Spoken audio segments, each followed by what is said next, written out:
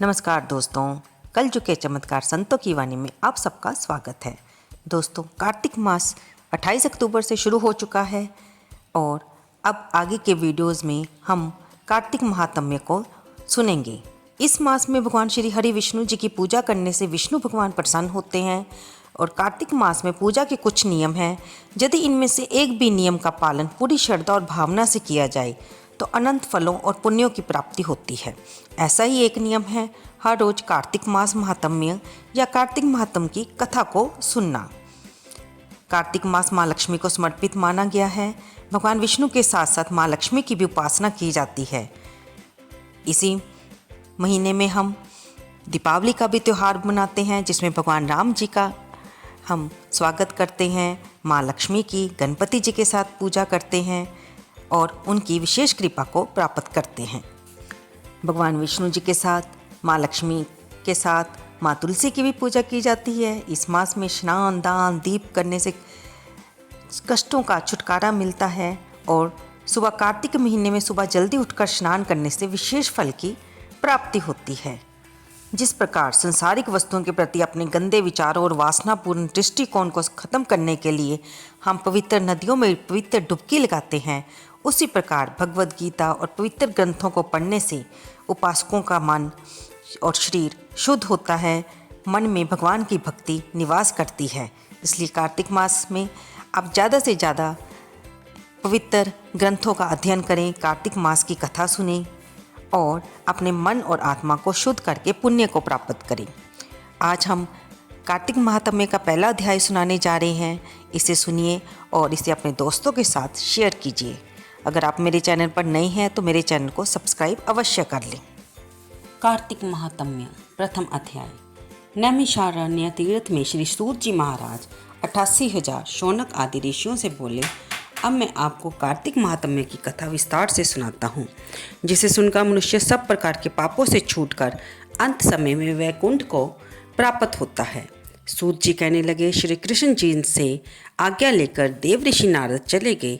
तब सत्यभामा प्रसन्न होकर लक्ष्मीपति भगवान से कहने लगी, हे नाथ, मैं धन्य हुई, मेरा जीवन सफल हुआ। मेरे जन्मदाता भी धन्य है, जिन्होंने मुझ जैसे त्रिलोकीय सुंदरी को जन्म दिया है, जो आपकी 16 सहस्र स्त्रियों के मध्य में आपकी परम प्यारी हुई। मैंने मेरा कल्प वृक्ष आदि पुरुष के आपके साथ नारद जी को विधि पूर्वक दान में दे दिया, परंतु वही कल्प वृक्ष मेरे घर लहराया करता है, जिस बात को मृत्यु लोक में कोई भी स्त्री नहीं जानती। हे त्रिलोकीनाथ, हे मधुसूदन, मैं आपसे कुछ पूछना चाहती हूँ।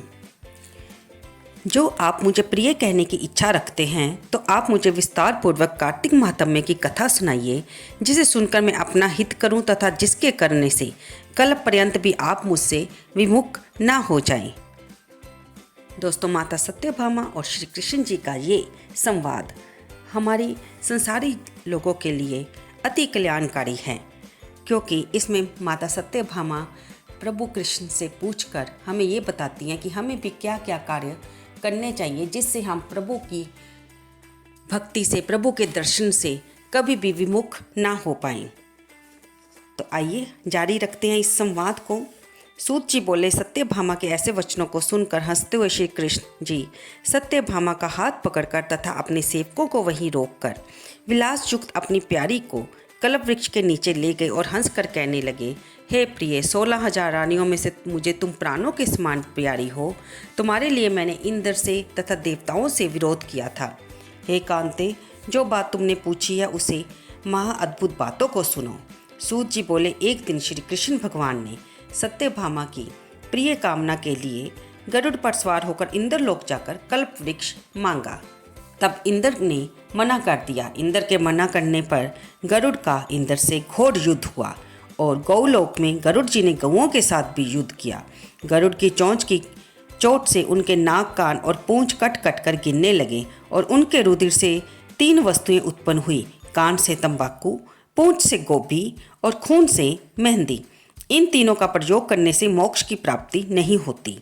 तब गौओं ने भी क्रोध में आकर गरुड़ को मारा, जिससे उनके 3 पंख टूटकर गिर पड़े। इनके पहले पंख से नीलकंठ, दूसरे से मोर और तीसरे से चकवा चकवी उत्पन्न हुए। हे प्रिय, इनके दर्शन मात्र से ही शुभ फल की प्राप्ति होती है। हे प्रिय, जब मैं हर चीज़ दे सकता हूँ, तुम्हारा हर एक कार्य पूर्ण कर सकता हूँ, हर बात तुझसे कह सकता हूँ, तो क्या मैं तुम्हारे प्रश्न का उत्तर नहीं दे सकता?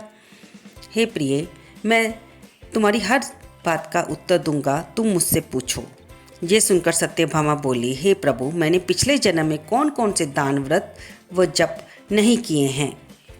मेरा कैसा स्वभाव था तथा मैं किसकी पुत्री थी और मुझे मृत्युलोक में जन्म लेना पड़ा? हे प्रभु, मैंने पिछले जन्म में कौन कौन से दान, व्रत व जप किए हैं और ऐसे कौन से शुभ कार्य किए जिससे आपकी अर्धांगिनी हुई? अपने साथ आप गरुड़ पर सवार होकर मुझे इंद्र आदि देवताओं के स्थान में फिराते हो। तब भगवान श्री कृष्ण जी बोले, हे प्रिय, तू ध्यान लगाकर सुन। जो तूने पूर्व जन्म में शुभ कार्य किए हैं विस्तार पूर्वक कहता हूँ। तुम किसकी पुत्री हो? कहता हूँ, पूर्व जन्म में सतयुग के अंत में मायापुरी में अत्रि गोत्र में एक देवशर्मा नाम का ब्राह्मण वेद वेदांत का जानने वाला था। वह रोज अतिथियों की सेवा, हवन और सूर्य भगवान की पूजा किया करता था। उसका तेज सूर्य के समान तेजस्वी था। उसके वृद्धावस्था में गुणवती नाम की कन्या हुई। उसका विवाह उस पुत्रहीन ब्राह्मण ने चंद्र नाम के अपने शिष्य के साथ कर दिया। चंद्र को अपने पुत्र के समान मानता और चंद्र भी उसे अपने पिता के समान मानता था। एक दिन वे दोनों कुश और समीदा लेने के लिए वन में गए। हिमालय के तलहटी में भ्रमण करते हुए उन्होंने एक राक्षस को आते हुए देखा। उस राक्षस के भय के मारे उनके सब अंग स्थिर हो गए और भागने का सामर्थ्य न रहा। तब उस काल के सदृश राक्षस ने उन दोनों को मार दिया। उनके धर्मात्मा होने के कारण मेरे पार्षद उनको मेरे पास वैकुंठ में ले आए। क्योंकि उन्होंने आजीवन सूर्य भगवान की पूजा की थी, उस कर्म से मैं दोनों पर अति प्रसन्न हुआ। भगवान शिव, सूर्य देव, गणेश जी और दुर्गा देवी, इन सब देवताओं की पूजा करने वाले सब स्वर्ग को प्राप्त होते हैं। मैं एक होता हुआ भी काल और कर्मों के भेद से 5 प्रकार का होता हूँ। जैसे एक देवदत्त, पिता, भ्राता आदि नामों से बोला जाता है। जब वह दोनों विमान पर चढ़े हुए सूरज के समान तेजस्वी रूपवान चंदन और माला धारण किए हुए मेरे भवन में आए तो दिव्य स्त्री और चंदन आदि भोग भोगने लगे। इति कार्तिक महात्म्य प्रथम अध्याय समाप्त।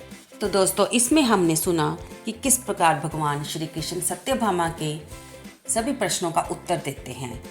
ये प्रसंग सूत जी भी शौनक आदि 88,000 ऋषियों को नैमिषारण्य तीर्थ में सुना रहे हैं और हम भी उनके श्रीमुख से और फिर भगवान श्री कृष्ण जी के श्रीमुख से सुन रहे हैं कि कैसे सत्यभामा के पिछले जन्म के पिता अत्रि गोत्र नाम में देव शर्मा जी ने किस प्रकार भगवान सूर्य देव की आराधना की थी और उनके दामाद ने भी आराधना की।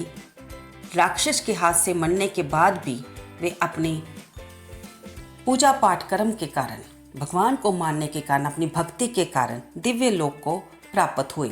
भगवान इसमें हमें ये भी बताते हैं कि 5 उपासक देव जैसे कि श्री विष्णु, श्री महादेव, गणपति देव भगवान, सूर्य देव भगवान और माता दुर्गा, इन 5 की भक्ति करने वाला दिव्य लोक को प्राप्त होता है।